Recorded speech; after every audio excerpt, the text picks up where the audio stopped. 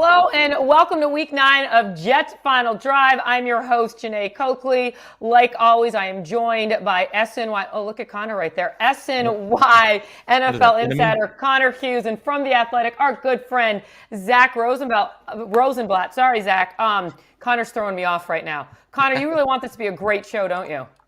I'm fired up. I'm just hoping that I don't have Literally to do the second half from the bathroom after drinking this stuff. So we're going for the gold. And like a true grinder, I'm stirring with a pen because I didn't have a spoon. Completely forgot to. I'm also fairly certain I just dropped cayenne pepper on the floor. Can I try it too with the cayenne pepper? Oh, you're doing it too? Hell yeah! Let's go, Jeane. How much did you put in? How much did you put in? I did 3 over. I have no idea how old this stuff is. So Zack, you're going to hold it down for us? I'm going to watch you guys do it. Okay. I hope Connor can't talk after he's done, though. That's my Cheers. Okay. A reminder, you can find the audio version of Jets Final Drive on Apple Podcasts, Spotify, or wherever you get your podcast. Where'd Connor go? He's bending over. Okay. Guys, we're talking about a win. We got cayenne pepper. We got water. We got Zack. We got Connor, who can't open his eyes. Can't talk. This is great, Zack. It's going to be me and you, okay? All right, guys, there was plenty of tricks and treats on Halloween as the Jets finally got a win. Hey, it wasn't pretty. In fact, it was downright ugly at times, like the time Malachi Corley dropped a touch. Connor, don't cry. No, but this is so bad because I had cayenne pepper remnants on my finger and I wiped my eye. So this isn't even from drinking.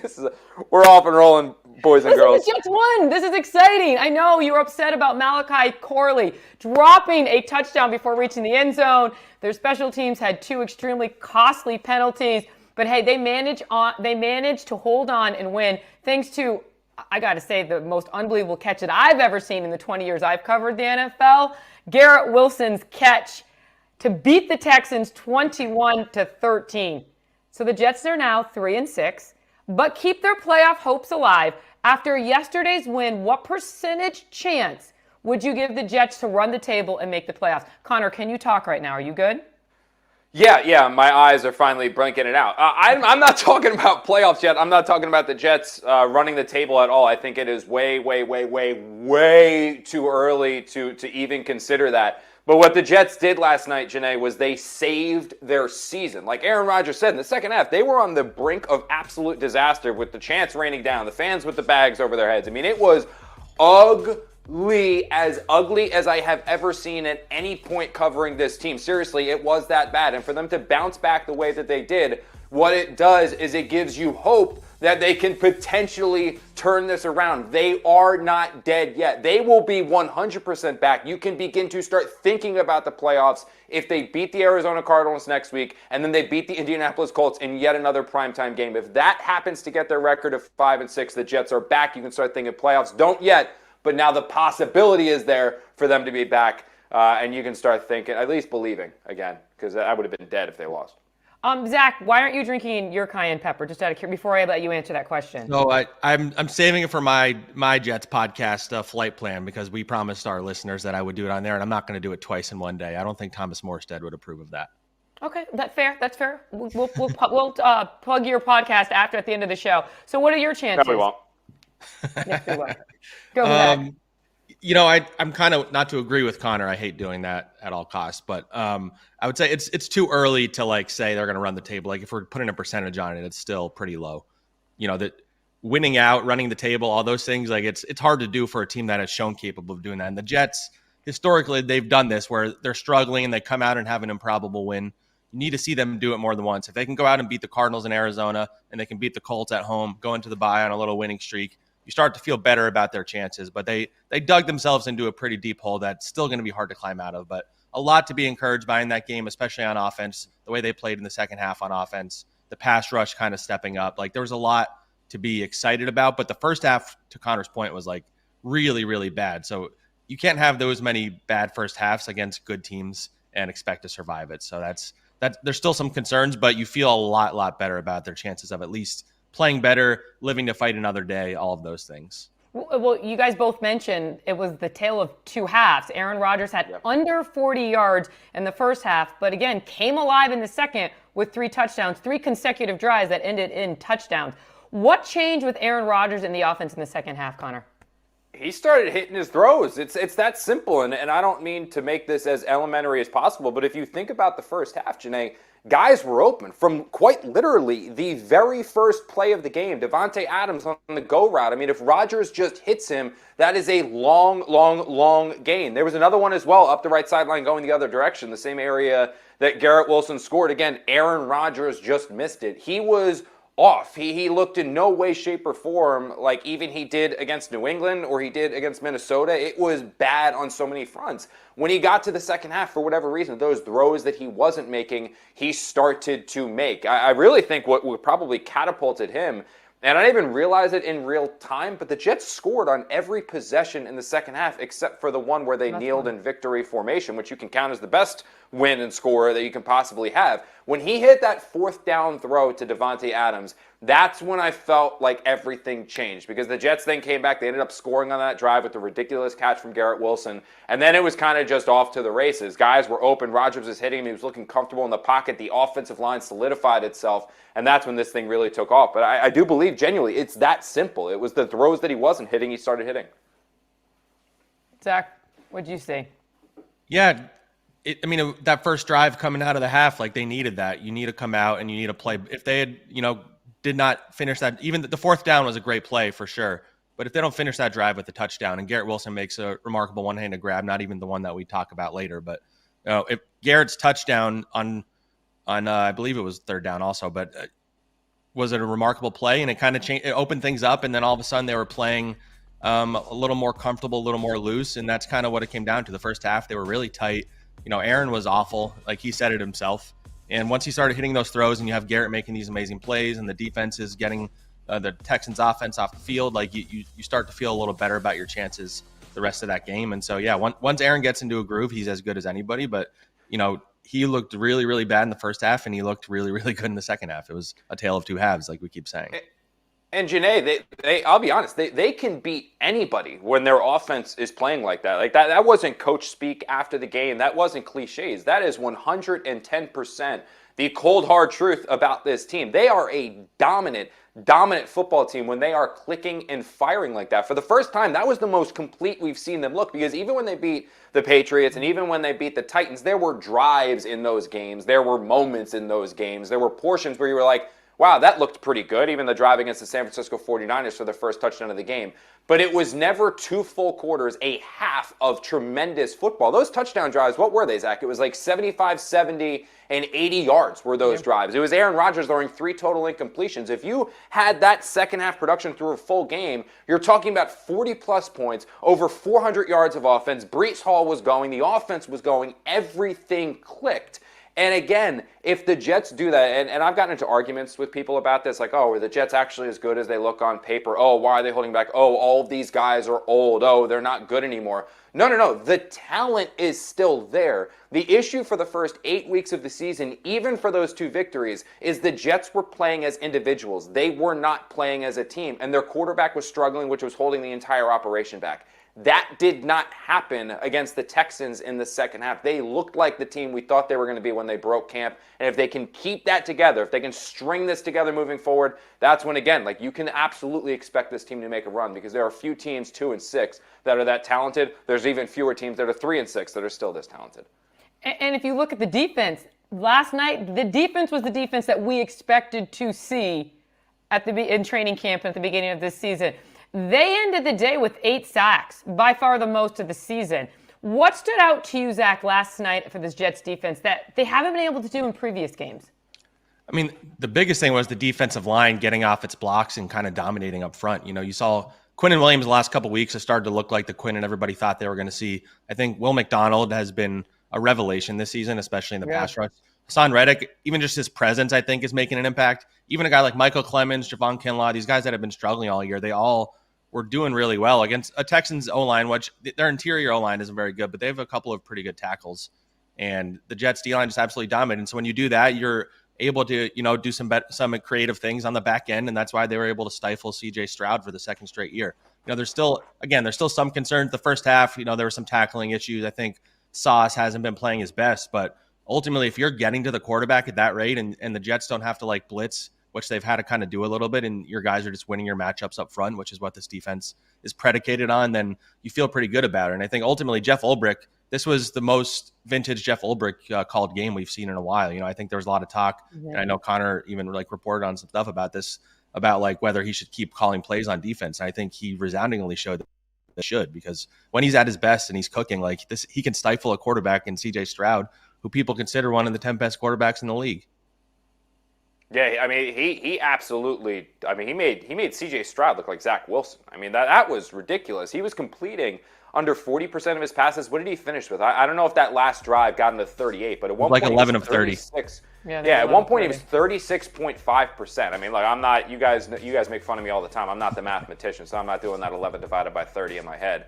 But it was pretty ridiculous what they have done. And I look, left hand up, guys. I thought Will McDonald was going to be a bust, and I still believe that the better pick would have been a Zay Flowers or a Jordan Addison to put into this offense. I think long term that's better for the Jets. But absolutely, right now, Will McDonald is making such a difference. Those 9 pressures, that's not normal. That's better than what they ever had with Bryce Huff. And now you have Hassan Reddick in the mix. Because you have Reddick and McDonald developing as he is, Reddick getting comfortable as he is, that's leading to more one-on-one blocking for Quinnen Williams, which is why you're starting to see him, the former All-Pro, feast in ways that we have not seen this year. It's 3.5 sacks, I think, over the last 2 games, maybe 3 sacks because the Jets the referee split some up where I thought maybe Quinnen got a sack and they actually gave it to Sherwood or whatever that was happening. But still, you're seeing that dominance. However, the one concern that I do still have, and there were portions of this game where I was sitting back saying to myself, why the hell don't they just run the ball? Why are they dropping C.J. Stroud back? Why is C.J. Stroud also holding on to the ball a Deshaun Watson level amount of time and then running around leading to sacks? 2 of those field goals, one specifically, Stroud running backwards and getting sacked almost like we used to see with Geno Smith and Sam Darnold. That's the reason why they weren't able to convert the field goal. It took a chip shot and made it significantly longer. Why is he doing those things? That's not just the Jets defense, but the run defense is still a major concern for me, because I don't necessarily know, guys, how that is going to get better, because their run-stuffing player that they signed, Lakey, he's back on the injured reserve. We have no idea when he's going to come back. And the players that they have right now, Kinlaw's not a run defender. Quinnen's not really a run defender. Michael Clemens, they thought was a run defender. He's not. We know Will and Hassan Reddick are not run defenders. So if a team can establish the run like the Texans did in the first half and then stick with it, because the Texans, even think about it, guys, it's a 2nd and 7 down on the goal line, and they have Joe Mixon throw a pass to C.J. Stroud. You're averaging 5 yards a carry. What are you doing? It's just outsmarting themselves. So the team that establishes the run and sticks with it, I think they're going to give the Jets defense issues, even after what I saw against the Texans last night. Zach, I don't think the Cayenne pepper has calmed Connor down, because he's still talking. No, I'm fired up, man. I'm about to go. I was hoping it would quiet him. Effect that we thought. Zach, is applying pressure the key to the Jets' offensive success, though? Is that going to be the strong point of this Jets defense? Yeah, always. When Robert Saleh was here and with Jeff Ulbrich, their whole defense, and this is dating back to when they were at the 49ers, it's predicated on their defensive linemen winning their one-on-ones. So you don't have to blitz. You can have everybody else be covered. You can get creative on the back end. And there was a lot of games this season where they were not winning those one-on-ones in the pass rush. Like Connor said, they're still not really winning them in the run-stopping game. Joe Mixon was running all over them. I have some concerns about their ability to stop mobile quarterbacks like Kyler Murray, and they have James Conner in the backfield next week with the Cardinals. But yeah, ultimately up front is where they're gonna win these matchups. And then you need Sauce Gardner maybe not making as many mistakes on the back end and the tackling to shore up a little bit. But if you're getting that pass rush, then kind of everything else will fall into place, I think. Now listen, there were some scary things to look at during that game last night, because there was a lot of inexcusable mistakes. This week, it came on the special teams. First, it was a roughing of the kicker on 4th and 21 to give the Texans a first down. And then an unnecessary roughness on a field goal in the 4th that gave the Texans a shot to take the lead. The Jets special teams has been very bad all season. Are these isolated issues, or should this team be worried about the special teams continuing to cost the Jets game this season? That penalty was on the long snapper, right? I've never heard that before. You can't contact them. Yeah, but I'm just saying I've never seen a penalty. That's how bad it's getting for the Jets. Yeah. Connor, what do you think? Yeah, look, I think this is just, At this point, it's week 9, Janae. Like we're not talking about 1 or 2 weeks. We're not talking about this being a really sound, disciplined football team, and then they had one bad hiccup, and you kind of get concerned, and it becomes a storyline. This is just who the Jets are. Like at this point, like we're past Halloween here. Like we're more than a quarter into the season. I mean, we're halfway through the season at this point, Janae. Like the Jets are what they are, and the little issues that they're going to have are going to be the little issues that they're going to have throughout the year. They're going to make 2 or 3 dumb mistakes every single game because they are not an overly disciplined football team. That was a problem with Robert Saleh. It's gotten even more intense with Jeff Ulbrich, because Jeff Ulbrich, more so than Robert Saleh, is more of a player's coach, more laid back, and you're going to see guys make these issues. And I think in the offseason it can be something that you correct, but it's a mentality thing that I don't necessarily know you can instill in the middle of the season. And it's not just special teams, it's also the defense, it's also the offense at times. Like we saw the Jets in the first half, Janae, go tempo and still have to snap the ball with a second on the play clock and Rodgers running. A play where Rodgers again had to burn a timeout to avoid the delay of game penalty. So yeah, it's an issue, but at this point it's just going to be something the Jets need to live with. The ones that they can't live with is like the Malachi Corley fumble. Thoughts, Zack? Yeah, you know, like Connor said, this has been a season-long issue. The crazy part is the special teams was kind of their saving grace the last couple of years in like all phases, punting, kicking, and coverage. And you've obviously seen the kicking fall off. Thomas Morstead does deserve credit for a 75-yard punt, pinned them on the 2-yard line. Cayenne Water, come on. Cayenne Water probably helped him out there. But then the Jets turned around and gave up a 98-yard scoring drive. So it was like short-lived enjoyment. But and Xavier Gibson's had a really bumpy year as a returner. You know, I think Irv Charles, you know, he's kind of replaced Justin Hardy, who was such a stabilizing force for this team. And Irv makes like flashy plays, but he also can be a little wild. And that's where you see a lot of these penalties happening. But, you know, yeah, you know, this is something where you just hope you can overcome some of these issues. You hope the kicker, the new Riley Patterson, can be a little better than Greg Zuerlein was.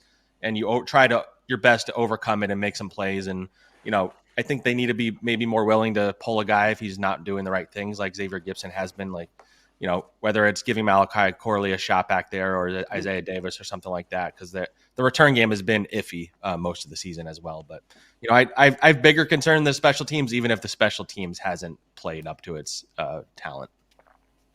We've mentioned it a couple times, but let's really talk about the Malachi Corley touchdown, releasing the ball right before getting a touch. I mean, it was bad. It was a really bad play in football. Listen, Robert Saleh made it perfectly clear. He was on record saying, Mike, the guys aren't doing push-ups. Like, we will deal with discipline in a different way.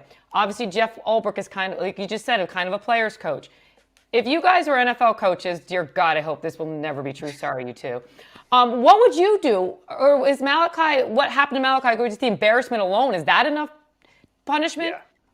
I think it is. I mean, honestly, that guy is he's gonna be a meme. Like, honestly, Jenny, like when it happened, the first thing that came to my mind was, oh, it's the Deshaun Jackson play. So Deshaun Jackson had a wildly successful career. He made so many plays throughout his career that were ridiculous. The walk-off touchdown against the Giants, you'd think that would be the first thing that comes to your mind. But for me, the first thing was, oh yeah, Deshaun Jackson did that. He threw the ball before the goal line, right? Like, so it's going to be something that follows him throughout his career. And I think that for such a young guy who played kind of low-level college ball, still trying to find his way, really has struggled to even get on the field.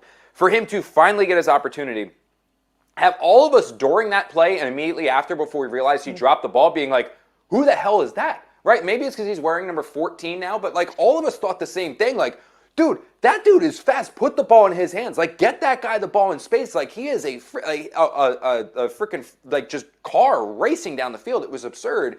So I think, it just immediately changed. Now everyone's like, oh, my God, there's the Jets. Oh, my God, of course this is the Jets. Oh, inventing new ways to lose. There's a new way to lose. Like, that's the feeling. It's going to follow him for a while, where it's almost like, I'm surprised that Jets didn't give him another carry that game, because when something like that happens, you almost want to get the ball in his hands right away, just because you know he's going to be running like his hair's on fire.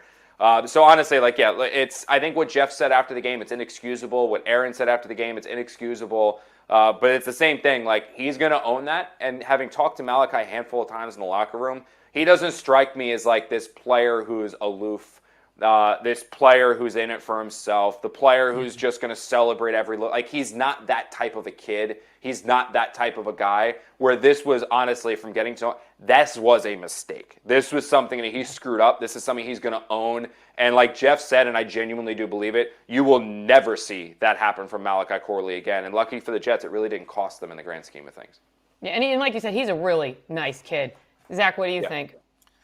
Yeah, in the moment, like, my immediate tweet, like, which didn't age very well, was like, maybe they should have been giving Malachi Corley the ball more often based on this play. And then immediately you see the replay where he dropped the ball at the goal line. But, ultimately, it's a unique case. Like, if this was a veteran, then you bench him, or if it's somebody that's not that important, you cut him.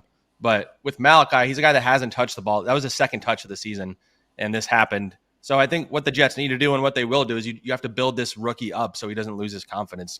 Get him back out there, get him the ball again. Make sure he understands that, you can't do that, but at the same time, like, we still believe in you. And, I think they drafted him in the third round because they believe in his talent. They were trying to trade up to get him in the second round. Aaron Rodgers wanted him, and they haven't played him almost at all, which, to the chagrin of a lot of fans. But this is something that it's going to be all anybody remembers him for until he makes his next big play. And so I think you feed this guy the ball because he's a playmaker ultimately, and you hope to build his confidence back up, because that's, for a rookie, a guy that hasn't touched the ball, hasn't played much, a guy who's going to be on this team for 4 years at the least. Like, you don't want this to be the thing that he just is in the back of his head every time he touches the ball, every time he's getting near the end zone, all that kind of stuff. Yeah. And again, the thing I want to hammer down too is, sorry. And I do too. I think he's going to be a playmaker. But again, if you would have asked me, every player in this roster, who do I think would have made that mistake? Malachi Corley would have been so low on the. Again, I want to stress to fans, because they haven't had a chance to listen to him speak too often, because he really hasn't been playing. They haven't seen him on the field too often. He really didn't do too much in the preseason. He's very much a developmental project, other than his name and knowing that Aaron Rodgers wanted him. This is not the kid who does this. Like, Ardarius Stewart, when he played with the Jets, he's a player I could see doing this. Like, there are some players that you come in contact with where you're like, Mario Manningham's another one. I know he made a tremendous catch in the Super Bowl. He was one of those guys that kind of tended to be a little bit aloof that I've covered. I was like, I could absolutely see him making a mistake like this. This is not the mistake that this kid makes. It is not the type of person that he is. It's not the type of player that he's going to be. Emotion obviously got the best of him. It was frustration of, I'm finally playing my first touch. I'm getting a touchdown. Hell yeah, let's go. I think caught a screen earlier in the year, but still. I think it was just overload and a mistake in prime time, and I can promise you that this is not going to happen again. And honestly, I would still keep trying to figure out ways to get the ball in his hands, because he is a dynamic playmaker. Like I said, Connor, you and I were sitting next to each other, and I literally looked at him like, wait, that guy's fast. Who is that? Because I'm not used to seeing 14 out on the field. Speaking of dynamic playmakers, speaking of unbelievable athletic ability, how about Garrett Wilson in that touchdown catch? I got to say, it's probably one of the best in Jets history. I've seen a lot of Jets football. Not necessarily a lot of Jets football touchdowns, but this was unbelievable. I mean, do you think this was a better catch at MetLife Stadium than Odell Beckham Jr.? There we go. You have the split screen right there. I would say I was in attendance for both of these. Oh, so I was okay. writing for I was writing for, I was in college, so in 2014, before I started covering the Jets, I was freelancing for SB Nation and Big Blue Interactive, just trying to get my feet wet in the industry and get a byline. And that was one of the games that I was covering, Odell's rookie year. And I can tell you that from having covered, I don't even know how many football games since 2014 in person, that Odell Beckham Jr. catch is the only catch that has ever taken place where anyone who, I guess fans don't realize this, the press box is quiet. You are not supposed to make noise in the press box. It is a quote-unquote working environment. There's no cheering. There's no clapping. There's you'll talk to the person next to you, but that's it. When that catch happened with Odell Beckham Jr., that is the only time I've ever heard a press box almost at the same time in unison say some variation of, holy crap, oh my God, holy S-H-I-T, just an audible, oh my God, what happened? What Garrett Wilson's catch was absolutely remarkable. It was tremendous. But the Odell Beckham Jr. one is on just a complete other level. For one, it was 3 fingers that caught the ball. It was reaching about 5 yards out of bounds, it felt like, to make the catch. It was being interfered with, and it was also doing all with one hand. It was a true one-handed grab because he made it and then pulled it in all with one hand. Again, the Garrett catch is still a 10 out of 10. It was an unbelievable one, but He wasn't interfered with. He brought it with one hand to the second hand and then to his body. The shin was great, like all that stuff, but he wasn't interfered with. It was the Beckham catch is still like all the way up there. And Garrett admitted this too, by the way. Like Garrett, I'm not like trashing Garrett. He straight up said, no, the Odell Beckham Jr. catch, just to be in that conversation is an accomplishment. But it is still Odell 1 and then Garrett Wilson 2. But it was the second most ridiculous catch I've ever seen in person. It's going to be the catch of the year, but it's not the Odell 1. Zach? I would say if you're talking pure like the catch, the Odell Beckham one is more impressive. But if you're talking like impact and what happened, I think Garrett's like the Jets win that game because of Garrett Wilson. The Giants lost the game that Odell made that catch. So I think it just depends on the way you're asking the question. But yeah, ultimately, like Devontae Adams joked that he might have to go to Air Jordan as a sponsor because he looked like Michael Jordan up there, literally the way his legs are spread, the way his arms. 100%. That's a jump man 23 right there. Yeah, like it was remarkable, and it's a kind of play that there's maybe 5 or fewer receivers that are capable of making in the NFL. Like it's legit, and it should not be overlooked. Like this, I thought this was a coming out party for Garrett Wilson. He's been amazing lately. Like he's playing his best football of his career right now. But this was the game that I think we all knew he was capable of, and we were waiting for it. Where he swung the game, like he won this game for them with both of those touchdown catches. They had to be aware of where he was on the field. I think it opened. Devontae Adams being there has definitely helped him. But I think on the flip side, I think him having this game helped Devontae yesterday, where the Texans had to go one-on-one with Devontae, and that's why he was able to get behind some cornerbacks and make a couple of big plays. So I just think more than anything, this catch just represents like what Garrett is capable of, and that's being one of, if not the best wide receivers in the NFL. And what we forget Garrett's wanted Rodgers to throw those balls before. He's begged for Rodgers. Hey, just throw it up there. And they haven't done that. And that's what I tweeted this during the game, and I had a handful of Jet fans, which is I love Jet fans. I do. Like you guys are why this show is taking off. Oh, well, not a fraction. But they're like, you idiot! Why? Because I tweeted during the game. I was like, the Jets. That was me yelling, "You idiot!" Sorry. Oh, good. Yeah, you weren't the only one. Like they were like I tweeted out during the game. I was like, the Jets need to throw it up to Garrett Wilson. They need to take more deep shots to him. Let him go make a play on the ball. Like I don't think he's one of the best 50-50 ball guys in the entire NFL, but he's still an elite level 50-50 guy. So go give him chances to make plays. So much of what we've seen throughout this year has been like the slants to Garrett Wilson, the ins to Garrett Wilson, the outs to Garrett Wilson. Like there really hasn't been the Joe Burrow quote, F it, Chase is down there somewhere, just boom, throw it out there. We haven't seen that to Garrett Wilson. Seen a little bit to Mike Williams, but not Garrett, and I don't necessarily know why. So I tweeted, I was like, we need to see more of that. This play happens, everyone's like, you idiot. I was like, they just justified what I've been screaming about. Like, do this more. And I hope that this was a reminder, maybe Aaron needed to see it to believe it, that like sometimes, as long as it's a one-on-one opportunity, trust Garrett to go make the play. I know he's not 6'5". I know he's not like the most physically imposing receiver in the NFL. And he probably is, if you weighed out his traits, better with the ball in his hands after the catch than he is in those opportunities. But he's still really damn good in those opportunities. So if you see him one-on-one because they're shading a safety somewhere else, or they're just not in cover 2, they're blitzing like the Texans were a handful of times last night. We're trying to get the pressure and orchestrate, manufacture that rush. Go take the chance. Throw it up there. Let Garrett do something spectacular. We saw it in the opener against Buffalo where he made the play on the goal line fade. Now we see it here again. Like, give him the chance to make those plays, and I do like the opportunity for Garrett to make it happen. Zach, I misspoke. I guess Connor should be coaching the NFL because he called it, I guess, from the beginning, right? I mean, he knows so much football. I've been pretty good at my predictions this year. I'm not going to lie. You can attest to that. You did tweet late in the game. You did almost a reverse jinx where you're like, the Jets are going to win this game when they were up by like a touchdown. It was over.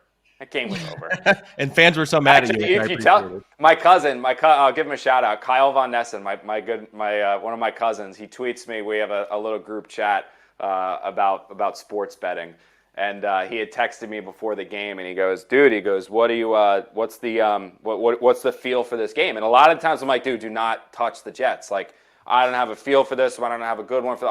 I'm telling you, just stay away from this game. Just don't do it. This when he texted me, I was like, Kyle, if you're looking for a bet, I like the Jets. He goes, really? I was like, I got you better. I like the Jets -7. So I don't know if he placed it, but I think he should have placed it. So I felt this game come. This was one again. I've been all right this year. Nostradamus over here. I mean, I don't know, Connor. This is. I also want like 10% of that cut too. Like if you like, these guys keep cashing my bets for me because we can't bet the NFL. These guys keep cashing these bets for me. I'm not even getting a cut. Like I need like 10, 15% here. Now we're talking probably some legal stuff. Zack and I are shutting our mouths. Let's go. You know what? Let's go to sponsor right now. There's no logos all around this Jets Final Drive thing. I'm trying to bring in DraftKings, FanDuel, Parks Casino. I'm a businessman here for us. I'm trying to make them proud. Shocking. Salesman Connor. All right, so yeah, there's a lot of other things I can put in front of your name, Connor. All right, after a Jets win, we give out a game ball. Connor, who are we giving your game ball to? Yeah, my guy Olu Fashanu, the offensive guard. Look, when he went in there, I think all of us, I heard it from down below. I don't know if it was Samini or it might have been you, Zack, who said, is Olu playing guard? And I was like, no way. You guys are just getting his number and John's number confused. But no, John Simpson went out. Elijah Vera Tucker's out. Newman's already out. They lost Hansen. He went out. They had no options. So they had Max Mitchell playing guard. Now, he's done it a little bit, like he did it somewhat in college, and then he did it a bit last year as well. So still a wild accomplishment for him to be playing guard and playing it successfully. But Olu, I talked to him after the game. He literally has never in his life played offensive guard. I'm not just saying in a game where he confirmed never in high school, never in college, never in the NFL. Obviously, his NFL career is 9 games old. Never even took a snap. No rep in OTAs, no rep in minicamp, no rep in training camp. He has never played guard before. He was literally finding out what to do every single play from Joe Tippmann, which is also a testament to the Jets' second-year center that he not only knows what he's going to do, but telling Olu everything he's supposed to do. And guys, he held his own. Like the Jets kept, one of the reasons Aaron Rodgers was able to go, what was it, 15 of 18 with the 2 touchdowns in the second half was because he was upright. He was standing up the entire game because that offensive line was stabilized. We saw Tyron doing it, Morgan doing it, Joe doing it. But then to have Max and especially Olu thrown into that environment and to stand on his head, wildly impressive. So he gets my game ball, 110%. Zack, what about you? I mean, I'll go with the obvious one in Garrett Wilson. They don't win this game if Garrett doesn't make those catches, if he doesn't have the game that he did. Most of his production came in the second half like everybody else, but you know, like we touched on earlier, he just opened things up for this offense to an extreme degree. And, you know, I think Aaron Rodgers should be crediting him for his resurgence in the second half, because if not for Garrett, I don't know that we're talking about Aaron's performance in the same way. So, you know, like I said, I think this was a star-making turn for him. You hope this kind of launches him into the stratosphere that I thought he was going to be in when this year started. And then he had that rough stretch where you're like, oh man, is he going to get to that level that we all think he can? And I think he's reached it now. He has a couple of matchups coming up against teams that don't really have great secondaries. So can he go off against the Cardinals? Can he go off against the Colts and kind of go into the bye looking like an all-pro, Pro Bowl type guy? Like I think he can. And I think that catch, both touchdown catches kind of showed what he can do. And I expect to see more of that going forward. Who's yours today? You my got game ball, I'm giving it to Zack because he's a friend of the show. He's a very good friend of yours, Connor, puts up with you all the time. And plus, I want him to plug his podcast. Where can we watch you, and where can you drink your cayenne pepper water? I'll be doing it on the Flight Plan podcast later this afternoon. Formerly Can't Wait, which we shadowed recently. We started a new one. But yeah, Flight Plan, we're on YouTube, Apple, Spotify, all that stuff. We'll be live on YouTube later this afternoon. All right. And Connor, you get a secondary game ball. You get for downing your cayenne pepper. How you feeling? Good? Yeah, it wasn't bad. I mean, I did. People forget this. Hey, shout out Monmouth, right? We're all looking for sponsors here. Monmouth, shout out Jets class. Monmouth.edu/amplified. Explore further. I did go to college, so I would say of all of the things that I've chugged in my life, like this isn't even top 5 worst. This was actually, it's a little burn, but if you like spice, it's fine. The thing is, don't get cayenne pepper on your finger and then touch your eye. That's the mistake that I made today. So that was an issue. That was a problem. But yeah, other than that, it tasted fine. Connor dropping a lot of knowledge there. Appreciate you, Connor. That's going to be our new segment, Jeane. If this goes off the rails, Connor's knowledge. I'm just going to share life advice. Yeah. Oh, dear God. That's going to get a lot of ratings. All right, well, thank you all for joining us on this episode of Jets Final Drive. Remember, you can find the audio version of Jets Final Drive on Apple Podcasts, Spotify, or wherever you get your podcast. For Connor Hughes, who has a sight, don't worry. He got the cayenne pepper out of his eye. Zack Rosenblatt, I'm Jeane Coakley. See you in a week from Monday after the Jets take on the Cardinals. Cheers. you.